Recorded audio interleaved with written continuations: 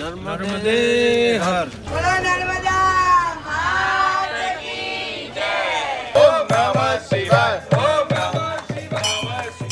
ओम नमः शिवाय। दोस्तों मारी पाछળ છે માં નર્મદા એટલે કે રેવાજી।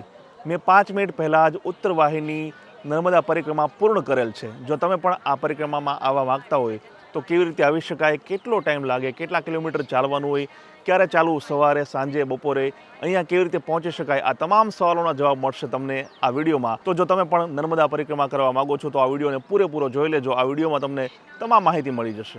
ઉત્તર વાહિની નર્મદા પરિક્રમા કરવા માટે અમદાવાદથી 171 કિલોમીટરનું અંતર કાપી વાયા વડોદરા અને ડભોઈ થઈને હું આવી ગયો છું નર્મદા જિલ્લાના તિલકવાડા નામના સ્થળે। અહીંથી આપણે શરૂ કરીશું નર્મદા પરિક્રમા। દોસ્તો નર્મદા પરિક્રમા યાત્રા જ્યાંથી શરૂ થાય છે ત્યાં હું પહોંચી ગયો છું। અત્યારે ટાઈમ થયો છે રાતના 12:21 હવે તમે કહેશો કે ભાઈ રાત્રે કેમ શરૂ કરી રહ્યો છું, તો એનો જવાબ પણ તમને આગળ મળશે। પહેલા ચાલો આપણે નર્મદા પરિક્રમા જે છે ઉત્તર વાહિની નર્મદા પરિક્રમા તે શરૂઆત કરી દઈએ। ચાલો ધીમે ધીમે ચાલતા હંમેશા સારા કાર્યની શરૂઆત દેવદર્શનથી કરવી જોઈએ। તો ઉત્તર વાહિની નર્મદા પરિક્રમા છે તેની શરૂઆત આપણે કરીશું ચંદ્રેશ્વર અને નર્મદેશ્વર મહાદેવ જે મંદિર છે તિલકવાડાના સ્ટાર્ટિંગ પોઈન્ટમાં તેનાથી।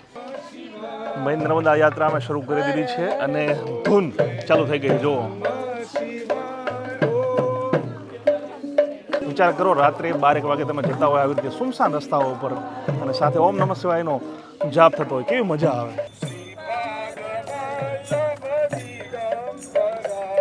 દોસ્તો રાતના 1:15 વાગ્યા છે અને આપણી નર્મદા પરિક્રમાનો પહેલો પડાવ મણિનાગેશ્વર મંદિર, ખૂબ ફેમસ મંદિર છે। જે પણ લોકો પરિક્રમામાં આવે છે તેઓ અહીંયા જરૂર દર્શન કરવા આવે છે।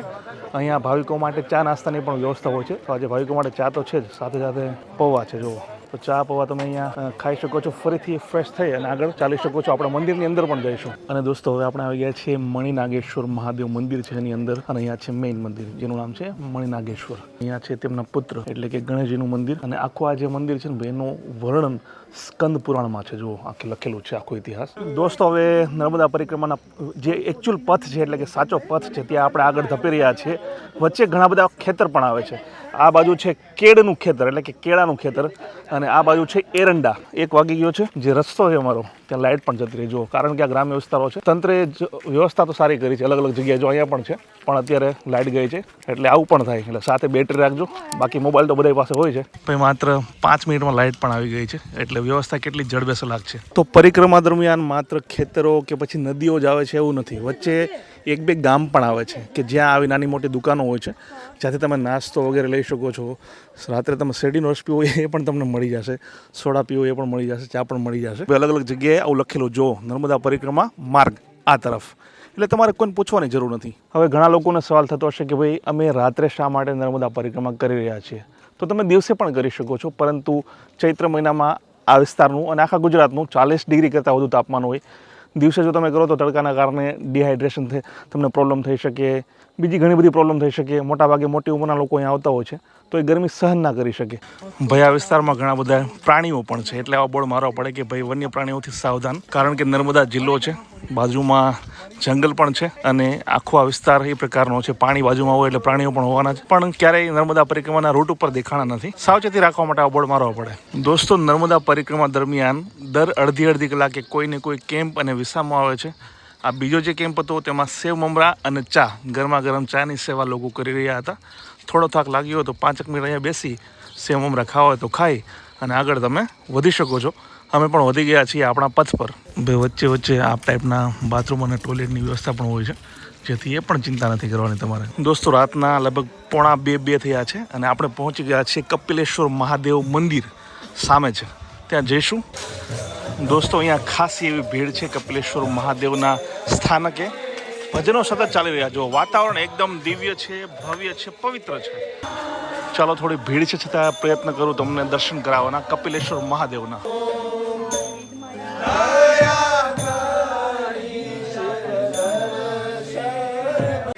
દોસ્તો સરસ મજાના દર્શન થઈ ગયા કપિલેશ્વર મહાદેવના। સુંદર પૌરાણિક મંદિર છે।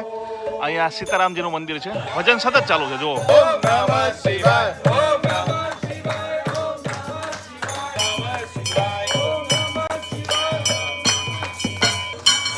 વાહ ભાઈ વાહ, મજા આવી ગઈ, ખરેખર મજા આવી ગઈ। વાતાવરણ થઈ ગયું જોરદાર ભાઈ, જામી ગયું ભાઈ। તો દોસ્તો કપિલેશ્વર મહાદેવના સરસ મજાના દર્શન થઈ ગયા છે. ફરીથી આપણે આગળ વધીએ ઉત્તર વાહિની પંચકોશી નર્મદા પરિક્રમાના પથ પર. ભાઈ કપિલેશ્વર મહાદેવ મંદિરની પાછળની સાઈડમાં તમે આવશો તો અહીંયા પણ લેડીઝ અને જેન્ટ્સ માટે બાથરૂમ છે, વોશરૂમની વ્યવસ્થા છે. એટલે તમામ પ્રકારની મેં તમને કહ્યું ને થોડા અંતરે તમામ સુવિધાઓ છે. જો અહીંયા બેસી પણ શકો છો, થોડોક થાક તમારે ઉતારવો હોય તો ખુરશીઓની વ્યવસ્થા છે. આગળ રાજસ યોગ જે છે એનો એક કેમ્પ છે જ્યાં રાજસ યોગ પણ કરાવવામાં આવે છે. તો અત્યાર સુધી આપણે ખેતરોમાં થઈને ચાલતા હતા, કેટલાક વચ્ચે 1-2 ગામ પણ આવ્યા. હવે ખરેખરો જે રસ્તો છે નદીના કાંઠે જે ખરેખર મજા આવે. જો આપણે નીચે ઉતરવાનું છે નદીના પટમાં. રીતસરના પગથિયા છે, ધીમે ધીમે ચાલજો. અને સામે તમને દેખાતી હશે અથવા નહીં દેખાતી હોય ખબર નથી, લાઇટના કારણે ઓછી છે, બીમ ઓછી છે લાઇટ. તો એ છે નર્મદા નદી. જુઓ તમને થોડો જે લાઇટનું જે પ્રતિબિંબ પડે છે એ નર્મદા નદી છે. જેમ સવાર પડશે એમ નદી પણ દેખાશે. આપણે પટમાં ઉતરવાનું છે. ઉપરથી લગભગ 25-30 પગથિયા ઉતરીને આપણે નીચે આવી ગયા છીએ. અને આ બાજુ છે નદી. મેં તમને કહ્યું હતું પટમાં આપણે ચાલવાનું છે. હવે ભાઈ આ જે પરિક્રમા છે કેટલાક કિલોમીટરની હોય છે. બંને તરફ 10-10 કિલોમીટર ચાલવાનું છે. નદીની આ તરફ 10 કિલોમીટર, નદીની આ તરફ 10 કિલોમીટર, કુલ મળીને 20 કિલોમીટરનું અંતર તમારે કાપવાનું હોય છે. જો તમે સ્વસ્થ છો, મતલબ કે તમે યુવાન છો તો કદાચ 5-6 કલાકમાં કરી લેશો. જો તમારી ઉંમર 50-60 પ્લસ છે તો કદાચ 7-8 કલાક પણ થઈ શકતી હોય છે. અને જો તમે દિવસે આ યાત્રા કરશો ને ભાઈ તો કદાચ 10 કલાક પણ થાય, કારણ કે તડકામાં તમે એટલું ચાલી ના શકો. એટલે કેટલું અંતર છે? 20 કિલોમીટર. અને ચાલવામાં તમને થશે 5-6 અથવા તો 7 કલાક. ભાઈ આ વખતે આ પ્રકારની રેલિંગ પણ લગાડી છે તંત્ર દ્વારા. આ બાજુ છે નદી. નદીમાં ઘણી વખત મગર પણ આવી જતા હોય છે જ્યારે પાણી છોડાય ત્યારે. અને માની લો કે કોઈ વ્યક્તિ જો એ તરફ જાય તો દુર્ઘટના પણ સર્જાઈ શકે છે. એટલે તકેદારીના ભાગરૂપે આ વખતે આ પ્રકારની રેલિંગ રાખી છે. દોસ્તો રાતના 2:34 એટલે કે 2:30 વાગ્યા છે. લગભગ આપણે 2.5 કલાકમાં 12 વાગ્યાની આસપાસ શરૂ કર્યું હતું અને આપણે 50% લગભગ પૂર્ણ કરવા આવ્યા છે. નંદી ઘાટ સામે છેડે છે રામપુરા. હવે આપણે સામે છેડે જવાના છે એટલે એક્ઝેક્ટ આપણે 50% આપણી જે યાત્રા છે તે પૂર્ણ કરી દીધી છે. નંદી ઘાટ અનેક રીતે જાણીતું છે. અહીંયા અલગ અલગ શિવલિંગના દર્શન તમે કરી શકો છો. જો મોટા આકારના બાહુબલી આકારના શિવલિંગ, જો માણસથી પણ વધુ ઊંચાઈના આ શિવલિંગ છે. ઘણા બધા છે, એના દર્શન તમે અહીં કરી શકો છો. જો વાહ, ઘણા બધા શિવલિંગ છે અહીંયા. તો અહીંયા ભાવિક ભક્તો માટે ખુરશીઓની વ્યવસ્થા છે, પીવાના પાણીની વ્યવસ્થા છે, આ ઉપરાંત વોશરૂમની વ્યવસ્થા છે.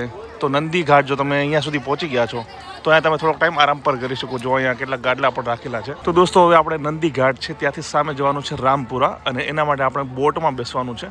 આ રેલિંગ અલગ છે. જો તમે ફૂલ ભીડ હોય ત્યારે આવશો તો આખું જે આ પરિસર છે ભરાયેલું હશે. રાત્રિના 3નો સમય છે એટલે અત્યારે ભીડ થોડી ઓછી છે. રાત્રે આવવાનો ફાયદો જ આ છે. મિત્રો ટિકિટ લેવાઈ ગઈ છે. 2 ટિકિટ લીધી છે, મારા મિત્રની ને મારી. એક વ્યક્તિના છે 50 રૂપિયા. તો આ ડોમમાં થઈને આપણે આવ્યા હતા. નદી આવી ગઈ છે અને આ છે એ બોટ કે જેમાં બેસીને આપણે જવાનું છે સામે કાંઠે.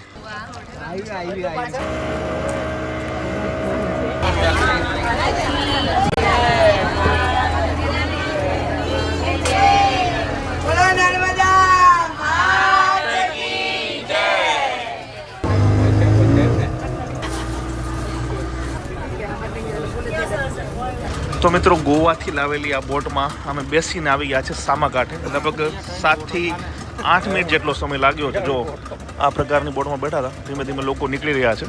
7 થી 8 મિનિટ થઈ. આમ તો 5 મિનિટનો રસ્તો જ છે.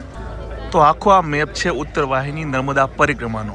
જો આપણે અહીંયાથી તિલકવાડાથી સ્ટાર્ટ કર્યું હતું. અહીંયાથી થઈ ખેતરોમાંથી થઈ કપિલ મુનિ આશ્રમ થઈ અને આપણે રેંગણ ઘાટ સામે આવ્યા હતા. ત્યાંથી બોટમાં બેસીને અહીંયા આવી ગયા છે. આ છે રામપુરા. અને અહીંયાથી આપણે જઈશું એક ગામ આવશે માંગરોળ, તપોવન આશ્રમ આવશે, શેરાવા આવશે. અને ત્યારબાદ આપણે એક જે અસ્થાયી પુલ બન્યો હશે ત્યાં થઈ અને પાછા પહોંચી જઈશું તિલકવાડા. ભાઈ આપણે રામપુરા પહોંચી ગયા છે. તો ત્યાં પણ સેવા ભંડારો છે. શું આપી રહ્યા છે ભક્તોને, પરિક્રમાર્થીઓને, એ આપણે જોઈશું. અહીંયા લોકો આવીને થોડો આરામ કરે, થોડો નાસ્તો કરે, તાકાત ફરીથી આવી જાય એટલે ફરીથી યાત્રા પ્રારંભ કરે. તો અહીંયા તમે સેવ મમરા અને ચા એ બંને સેવાનો લાભ લઈ શકો છો. જો ઘણી બધી પબ્લિક છે અને ટાઈમ થયો છે અત્યારે લગભગ 3:15-3:30 રાતનો. ચાલો મિત્રો, આપણી યાત્રાના એક મહત્ત્વના પડાવ એવા રામપુરા રણછોડરાયજીનું મંદિર આપણી સામે છે. અત્યારે લગભગ 3:30-4:30નો સમય છે સવારનો.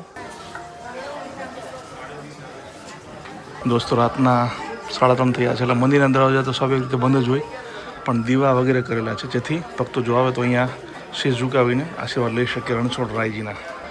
જે પણ મિત્રો સુરત, નર્મદા અથવા તો રાજપીપળા કે પછી ભરૂચ સાઈડથી જે પરિક્રમા કરતા હોય એની શરૂઆત અહીંયાથી થાય છે. આ રામપુરા મંદિરના દર્શન કરીને પછી તમારે કરવાની હોય છે. આપણે અમદાવાદ અને વડોદરા સાઈડથી આવ્યા છીએ એટલે આપણે તિલકવાડાથી કરી હતી.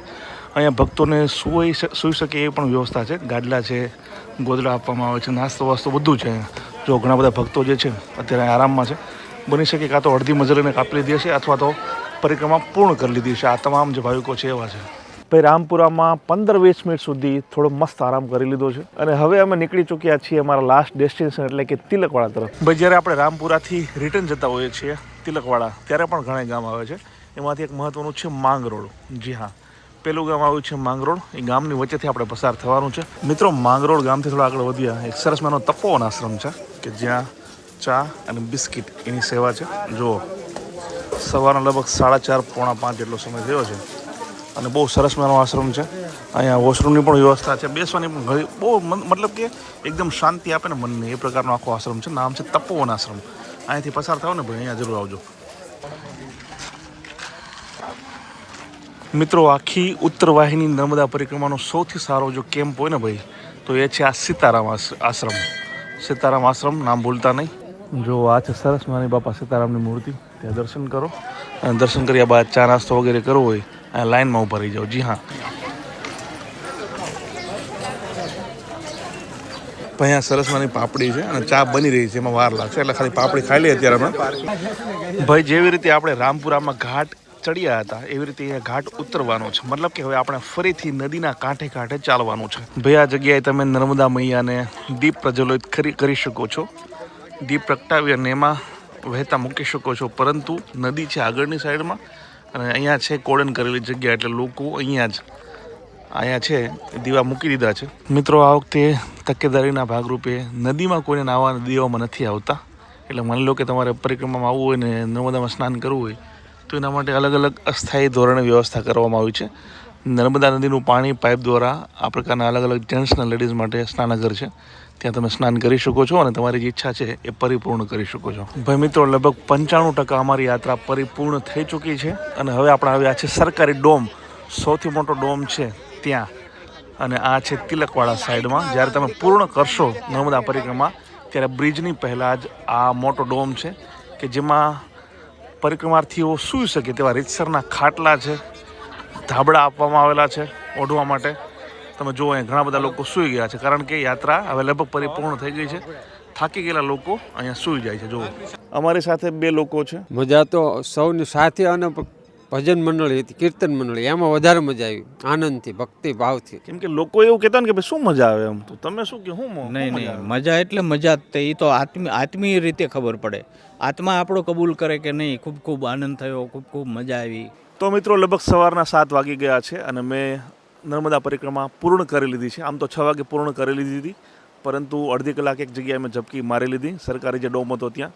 એટલે રાત્રે 12 વાગે આપણે શરૂ કર્યું હતું અને સવારે 6 વાગે પૂર્ણ કરી દીધી. એટલે 6 કલાકમાં આપણે 20 કિલોમીટરની આ નર્મદા પરિક્રમા પૂર્ણ કરી લીધી છે, એ પણ સુખરૂપ. તો દોસ્તો આવી રીતે થાય છે નર્મદા પરિક્રમા. મને આશા છે કે આ વિડીયો તમને જરૂર પસંદ આવ્યો હશે. જે પણ લોકો અહીંયા આવવા માંગે છે તેમને ઘણી બધી માહિતી મળી હશે. જો તમને વિડીયો પસંદ આવે તો લાઈક અને શેર કરો, કોમેન્ટમાં નર્મદે હર જરૂર લખજો અને આવા જ વિડીયો જોવા માટે અમારી ચેનલને સબસ્ક્રાઇબ કરી લો. જય જય ગરી ગુજરાત, જય હિન્દ, નર્મદે હર.